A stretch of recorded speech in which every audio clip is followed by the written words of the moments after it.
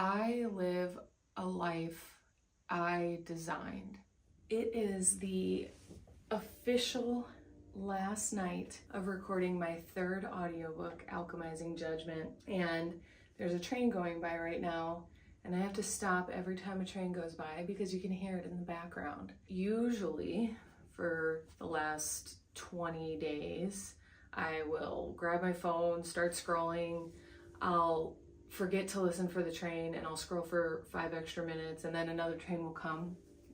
It's been crazy. It's also been very worth it. Reading a book is challenging. I'm probably not the best book narrator, but I think I'm the best book narrator for my own books. I always prefer a book mediocrely read by the author than professionally read by a narrator. I tend to think narrators actually sound pretty robotic. I don't think they add the same inflections.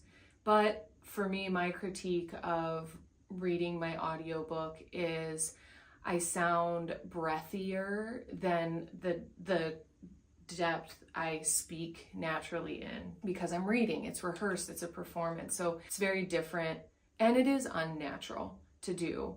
I know people don't. The train's still going. The last couple nights I've started to use the train breaks more constructively. I wanted to record this moment, and I'll probably come back after I finish. I'm in the second to last chapter, and I believe that pretty much everything I put online is simply a digital diary. My travel and van build vlog. I look back at all the places I've been, at all the things I've done.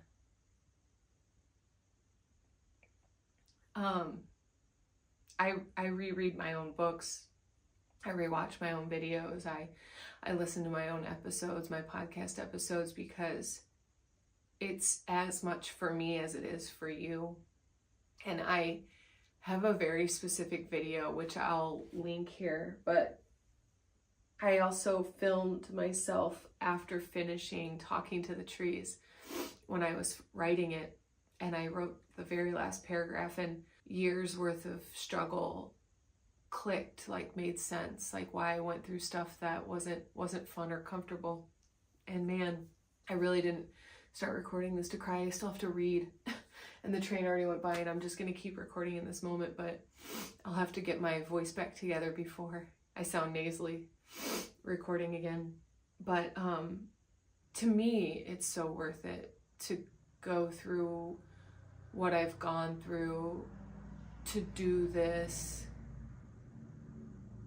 It doesn't have to make sense to anybody, and it often hasn't or doesn't or won't. It's all self-inflicted.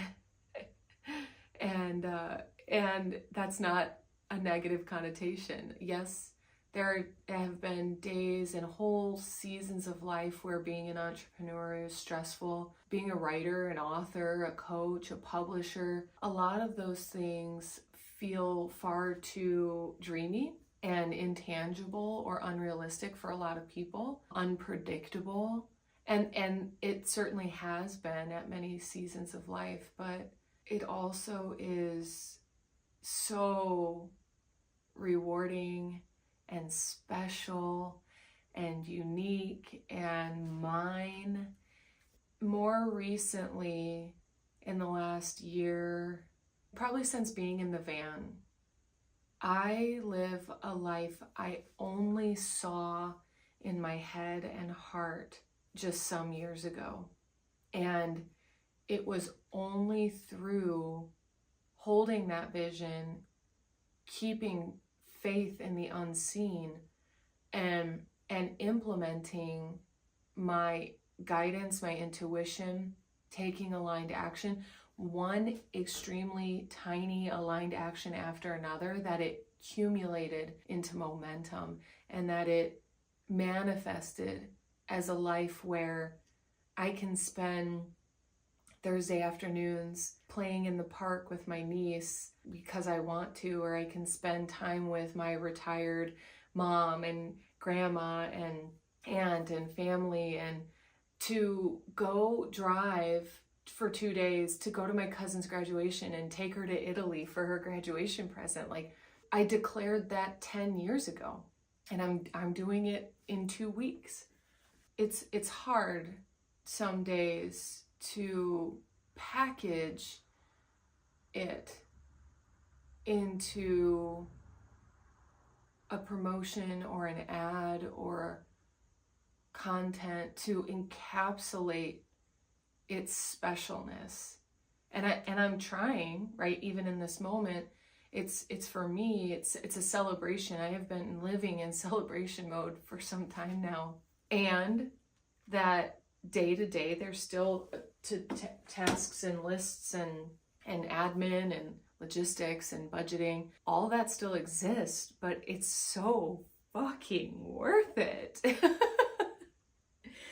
And one of my top acknowledgments of clients that I work with is acknowledging them for doing what most people won't to have what most people can't. A life like this is no fluke. It's no luck. It's no chance. It's no handout, for sure.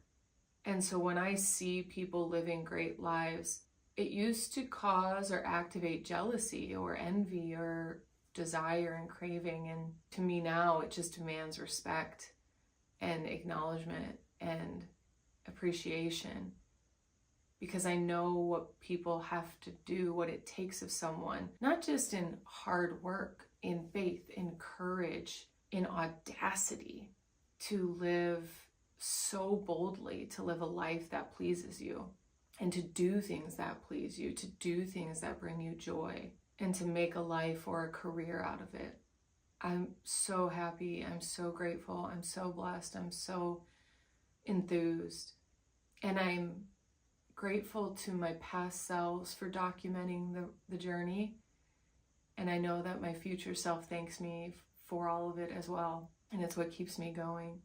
And it's moments like this, and I be sure to document it, because there's days in the pits and the trenches and in the fog and the darkness where it is so easy to doubt everything.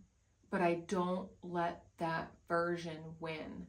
And I certainly don't let that version make decisions. And so I be sure to take note and write letters and journal and clearly, vividly, explicitly document victorious moments like this.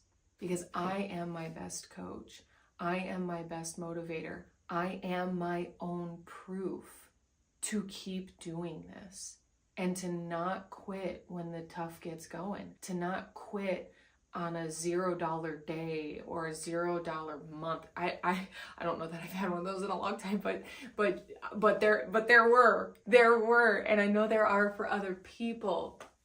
I be sure to ask clients that are in the early stages of entrepreneurship, if you were not to make a profit or even make any money in the first 1 to 3 years of your business or your idea, would you still be as passionate about it as you are? Because for most people, the answer is no. Most people think they're choosing something to get rich quick, and that's not this game. That's not this route. I'll stop my ramble, but I'm so proud of myself. I'm sure I'll hit record again as soon as I wrap up this reading, so BRB. The train has passed. I did it! Oh, I'm so excited! I did it. I even did more than I planned. I wasn't sure that I was going to read the acknowledgments, but I did. So something I'm really proud of, and I don't do often, well, rephrase, I don't do as often, is poetry. But I wrapped up this last chapter of this book is poetry, and I love it. I've read it so many times because I think it's just like such a prayer, such a blessing.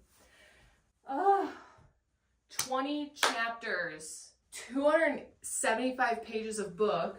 I'm so happy and grateful. Oh, so much work. But I did it. Oh, yes, I did it. Okay, so I was feeling much sappier while recording earlier. Now I just feel victorious. So, did it. Oh my God, I can just like feel such a load off. We're gonna bless this reading. I declare the audiobook recording complete.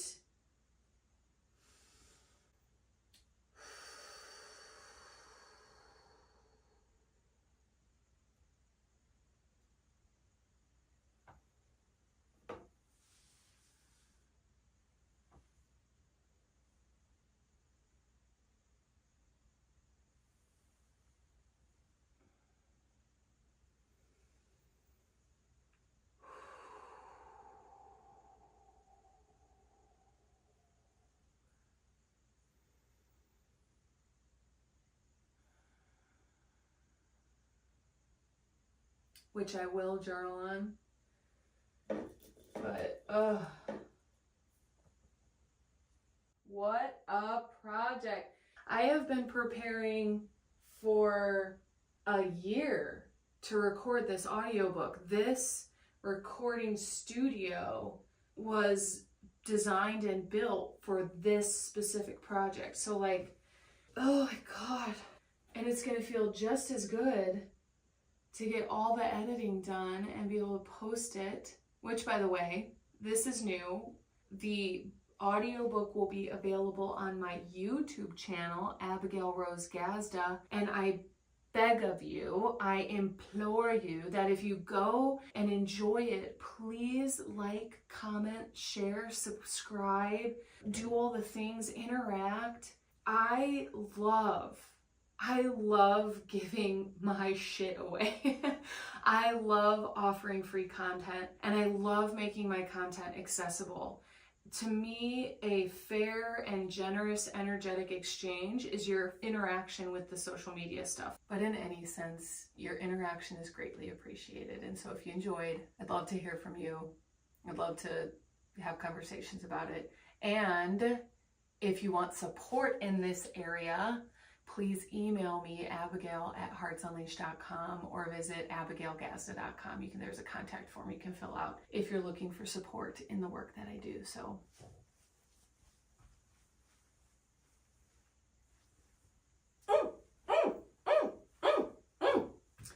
we're freaking done. I'm gonna go relax and celebrate.